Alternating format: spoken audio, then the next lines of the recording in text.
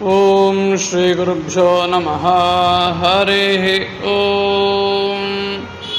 ಗಣಾನಾನ್ ತ್ವಾ ಗಣಪತಿಗಂ ಹವಾಮಹೇ ಕವಿಂ ಕವೀನಾಮುಪಮಶ್ರವಸ್ತಮಂ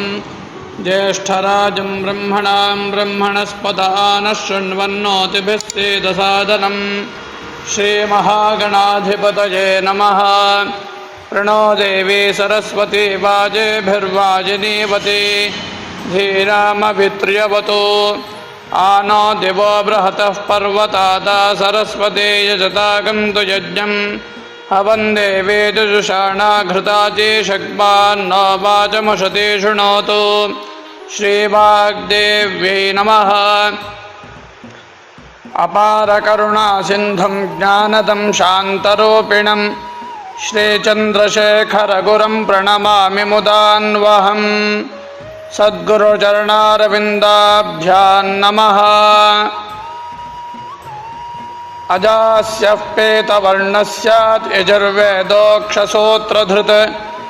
ವಾಮೇ ಕುಲಿಶಪಾಣಿಸ್ತು ಭೂತಿದೋ ಮಂಗಳಪ್ರದಃ.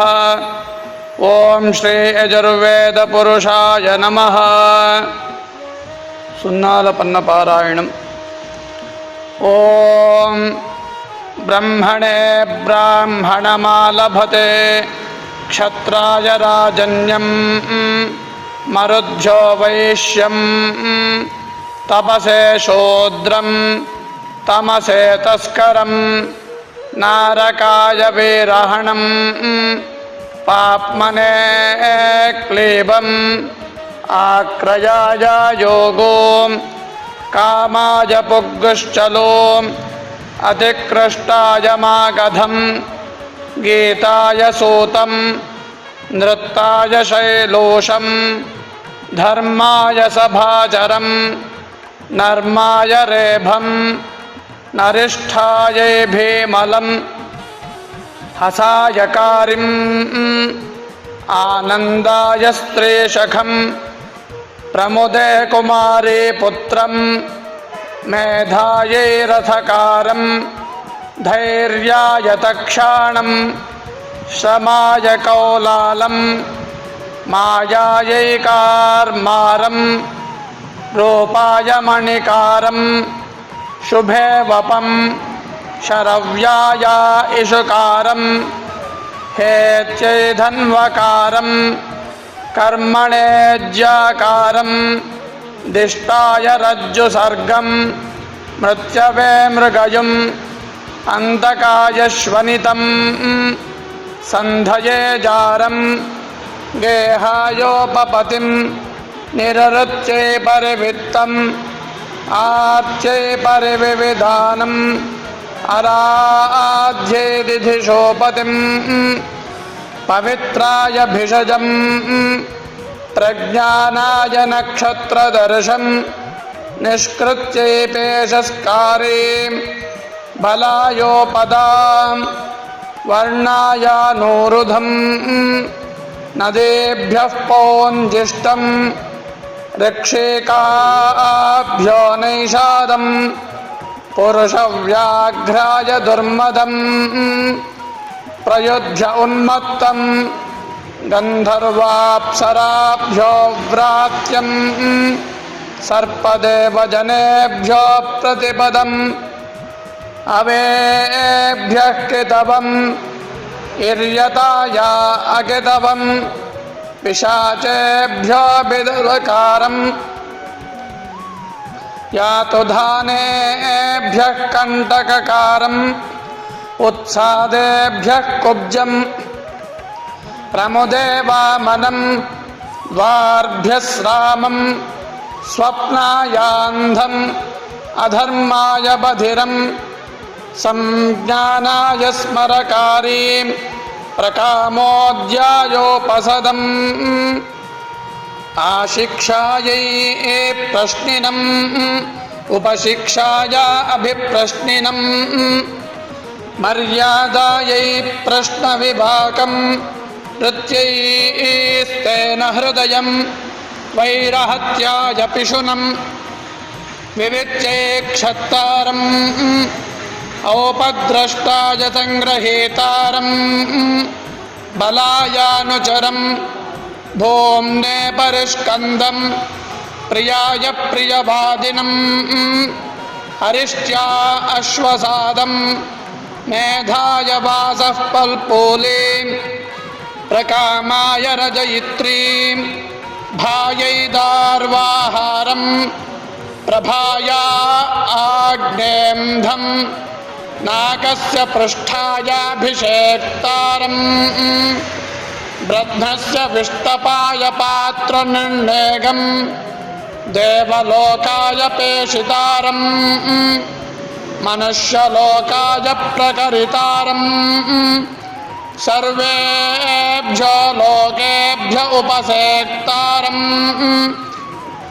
अवर्च्यैवधायोपमन्थितारं सुवर्गाय लोकाय भागधुगं वरिशिष्ठाय नाकाय परिवेष्टारं अर्मेभ्यो हस्तिपं जवाजाश्वपं पुष्टे गोपालं तेजसे जपालं वीर्याय विपालं इराजैकीनाशं कीलालाय सुराकारं भद्राय गृहपं श्रेयसे वित्तधम् अध्यक्षायानुक्षत्तारं मन्यवे यस्तापं क्रोधाय निसरं शोकायाभिसरं उत्कोलविकोलाभ्यां योगाय योक्तारं क्षेमाय विमोक्तारं वपुषे मानस्कृतं शीलायाञ्जनीकारं निरृत्यैकोशकारीं यमायासूं यम्ययमसूं अथर्वभ्योऽवतोकां संवत्सराय पर्यारिणीं परिवत्सराय विजाताम् इदावत्सराय पस्कद्वरीम् इद्वत्सरायातीत्वरीं वत्सराय विजर्जरां संवत्सराय पलिग्नीं वनाय वनपम् अन्यतोरण्याय दावपं सरोभ्यो दैवरं वेशन्ताभ्यो दाशम् उपस्थावरेभ्यो बैन्दं नड्वलाभ्यः शौष्कलं पार्याय कैवर्तम् अवार्याय मार्गारं तीर्थेभ्य आन्दं विषमेभ्यो मैनालं स्वनेभ्यः पन्नगं गुहाभ्यः किरातं सानुभ्यो जम्भकं पर्वतेभ्यः किं पूरुषं प्रतिश्रुत्काय ऋतुलं घोषाय भषम् अन्ताय बहुवादिनम् अनन्ताय मूकं महसे वीणावादं क्रोशाय तूर्णवद्भम् आक्रन्दाय दुन्दुभ्याघातम् अवरस्फराय शङ्खध्वं रुभभ्यो जनसन्धायं साध्येभ्यश्चर्मम्नं भेभत्सायैपोल्कसं भोच्चे जागरणम् अभोच्चे स्वपनं तुलाये वाणिजं वर्णाय हिरण्यकारं विश्वेभ्यो देवेभ्यः सिद्फलं पश्चाद्दोषाय ग्लावं प्रत्येजनवादिनं वृद्ध्या अपगल्भं सगुंशराय प्रच्छिदम् असाय पुग्गश्चलोमालभते वीणावादङ्गणगङ्गेताय यादशेषा बुल्यां नर्माय भद्रवतीं तोणवद्भङ्ग्रामण्यं पाणिसङ्घातं नृत्ताय मोदाय नक्रोशकम् आनन्दाय तलवम् अक्षराजाय कितलम् अक्षराजाय कितवं